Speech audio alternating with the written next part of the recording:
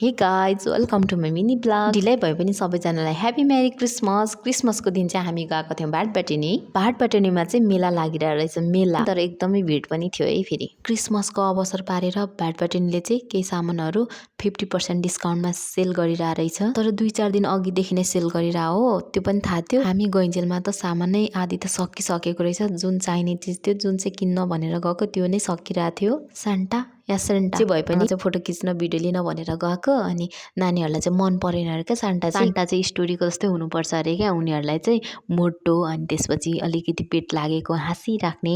अनि त्यहाँ हुनुहुन्थ्यो जुन सान्टा चाहिँ भर्खरको हुनुहुन्थ्यो, नहाँसिकन भिडियोहरू फोटोहरू लिइराख्नु भएको थियो क्या। हुन त को चाहिँ सक्छ होला त दिउँसोभरि यत्रो मान्छेहरूसँग फोटो लिनलाई। तर बच्चाहरूले चाहिँ स्टोरी जस्तै सोचिरहेको हुन्छ है उनीहरूले चाहिँ, कस्तो रियल लाइफमा। त्यसपछि हामीले चाहिँ केही खानेकुरा अनि आइसक्रिमहरू किनौँ भनेको, यति लामो भिड है, त्यहाँ बस्नै नसकेपछि हामी चाहिँ फर्क्यौँ। हाम्रो चाहिँ यस्तै भयो है क्रिसमस।